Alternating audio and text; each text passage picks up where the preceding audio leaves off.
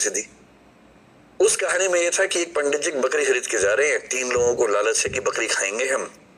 उनको बेवकूफ बनाने के लिए एक ने कहा कि कुत्ता कहाँ ले जा रहे हो, एक ने कहा कि आप कौन सा पशु बताया, मेरे 3 पशुओं के नाम बोले कि ये कहाँ ले जा रहे हो, वो कहाँ ले जा रहे हो। उन्हें कंफ्यूजन हो गया कि जरूर कोई बहुरूपीय जानवर है, तो छोड़ के भाग गए।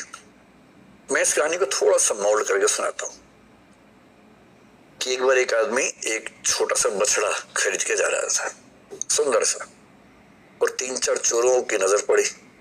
उनका मन हुआ कि काश ये बछड़ा हमें मिल जाए, सस्ता मिल जाए, आधे दाम पे या उससे कम पे मिल जाए, तो क्या करें।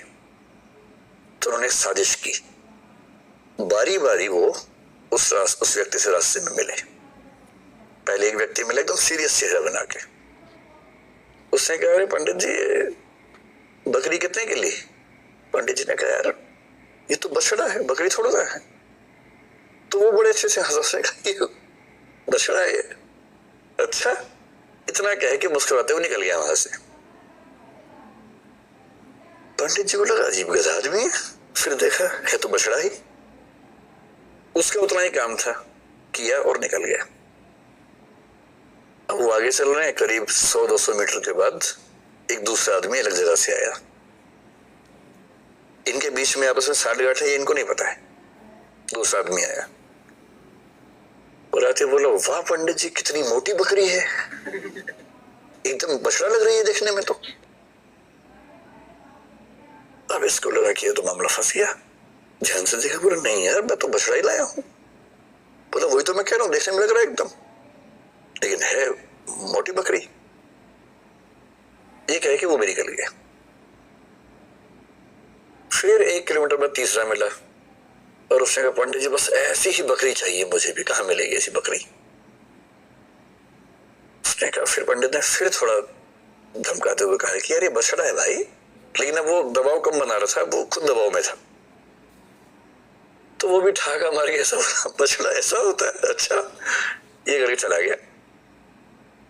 और फिर चौथा आदमी जो असली था उनका मास्टरमाइंड, चीफ कॉन्स्पिरेटर, फिर वो आया पैसे गिनते हुए। उसने कहा, अरे अरे अरे ऐसा ही बकरा चाहिए, ऐसी बकरी चाहिए, कितने की मिलेगी, कितने की मिलेगी। तो पंडित जी को लगे मुझसे बहुत बड़ी गलती हो गई है, मैं तो बकरी खरीद के ले आया बछड़े के नाम पे या बछिया के नाम पे। फिर लगा घर जाऊंगा घर पे पिटूंगा, इससे अच्छा नुकसान कम कर लेता हूं। तो एज्यूम कीजिए कि उस जमाने में 100 रुपए के आसपास का लिया था, तो उन्होंने बताया कि मैंने 100 का लिया है। 100 का, बकरी तो 20 रुपए की आ जाती है, लेकिन इतनी तंदुरुस्त है, अगर आप चाहें तो मैं इसके बदले आपको 40 रुपए दे सकता हूं। और पंडित जी बोला कि यार चलो 60 का नुकसान से ही कम 80 का तो नहीं होगा। और 40 का उसको दिया और खुश होकर घर लौटे कि बच गया आज तो।